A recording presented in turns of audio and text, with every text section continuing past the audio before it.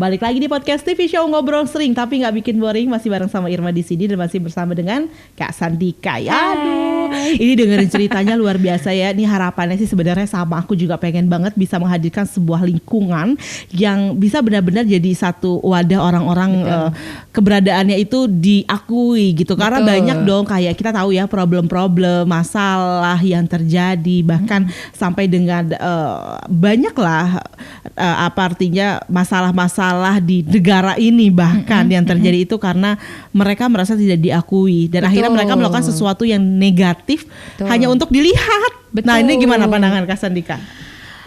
Sebetulnya itu kaitannya sama kesehatan mental. Nah aku juga concern juga dengan kesehatan mental gitu ya. Jadi karena aku dulu pernah mengalami isu bullying, terus aku mendirikan Speak Project ini, kita speak up. Nah akhirnya aku belajar, gila ya ternyata dengan skill public speaking yang aku punya, aku tuh bisa menginfluence orang, bisa mempengaruhi orang. Dan ternyata dengan aku bisa mempengaruhi orang tuh memperlihatkan aku dan mempertemukan aku dengan banyak orang dengan berbagai karakter. Jadi aku tuh bahkan beberapa temanku tuh ada yang teman-teman yang unik menurut aku. Uniknya dalam arti misalnya kayak mereka dengan special case mental health-nya gitu ya. Jadi dan akhirnya ini yang mendorong Speak Project itu kita juga punya social movement. Jadi kita nggak sekadar mikirin profit doang ya, maksudnya kayak orang beli kelas kita gitu kan, tapi kita ada social movementnya, yaitu menghadirkan program Speak Disability Academy. Jadi kita memberikan pelatihan gratis untuk teman-teman disabilitas. Nah disabilitas ini kan special case juga ya menurutku ya. Nah kenapa orang misalnya tadi menjawab pertanyaan Irma, orang-orang yang nggak punya tempat akhirnya mereka melakukan hal yang negatif. Dan lain-lain.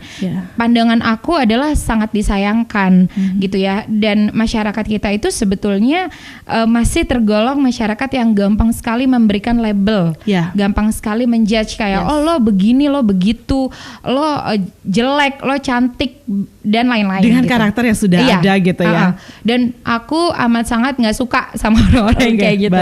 Jadi aku sering banget kalau lagi sharing gitu ya sama teman-teman dan lain-lain gitu. Setiap orang tuh pasti punya kelebihan dan kekurangan.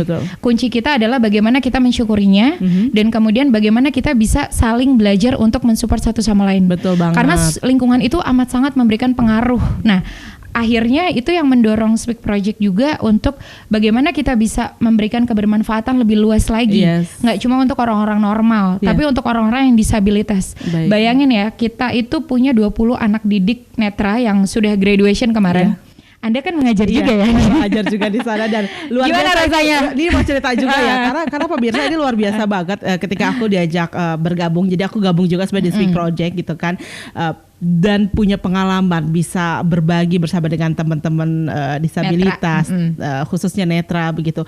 Di situ aku ngajar, biasanya aku dikenal nih kalau misalnya di Speak Project sendiri ya, sama anak-anak pasti dikenal. Oh Kak Irma nih ceria banget nih, seru nih gitu. Dan di saat itu aku terenyuh, susah ketawa, aku tetap senyum, tapi karena aku ngerasa wow luar biasa mereka gitu banget. Di awalnya aku merasa aku yang pengen dalam tanda kutip membantu teman-teman gitu ya, tapi ketika aku hadir mereka yang justru membantu aku untuk lebih membuka mata, membuka hati bahwa mereka bisa menjalani kehidupan ini dengan rasa syukur yang luar biasa.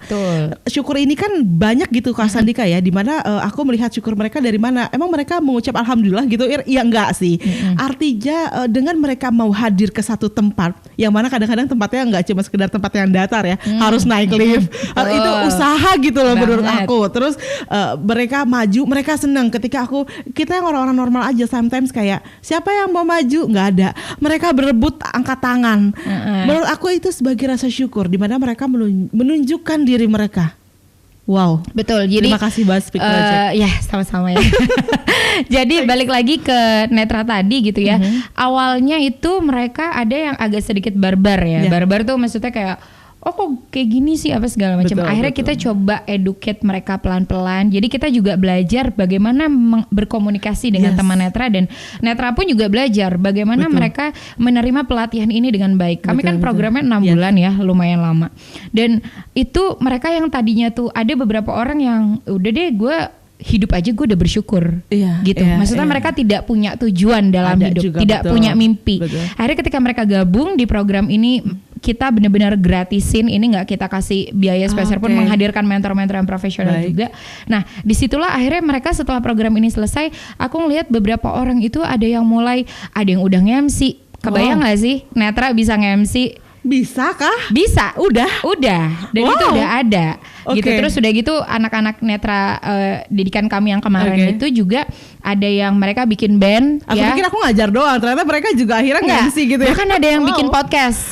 Ada yang bikin podcast, ada yang nge-MC dan lain-lain. Bahkan ada yang mereka yang tadinya mereka nggak punya dream untuk diri mereka kan. Terus kayak mereka yang, Kak, sampai ada yang japri aku juga gitu kan. Misalnya kayak, Kak, aku udah mulai nge-MC nih. Kak, aku udah aku pengen jadi podcaster. Kak, aku pengen jadi dubber dan lain-lain gitu. Nah, itu sebetulnya yang pengen kita kasih tahu ke orang-orang bahwa misalnya ada permasalahan di masyarakat, yaitu disabilitas. Disabilitas itu ya bukan untuk diasingkan gitu, jangan bukan untuk diasingkan gitu. Dan kita juga kasih educate ke teman-teman Netra. Kita bilang gini, lo emang buta, lo emang nggak bisa lihat, tapi lo bisa bicara, lo punya telinga bisa dengar, punya mulut untuk bicara. Jadi kita berikan semangat ke mereka dan akhirnya ya udah. Jadi baru sekitar 2 minggu yang lalu kita juga punya kebetulan aku dipercaya dengan salah satu komunitas gitu menghandle teman tuli kali ini.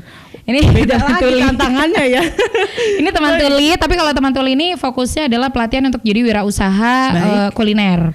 Jadi ceritanya waktu itu pelatihan di hari pertama ada MC-nya. MC-nya 1 orang alumni dari Speak Project yang non disabilitas, 1 lagi MC-nya yang netra. Nanti cerita lagi, tahan dulu ya. Aktivitasnya seperti apa, kebayang gak sih kita bikin salah satu aktivitas masak-memasak ya berarti ya, kalau misalnya wirausaha untuk kuliner ya. Masak-memasak membuat satu produk makanan. Gimana aktivitas dan serunya? Usai jeda kita mau cerita lagi, tetap di Podcast TV Show.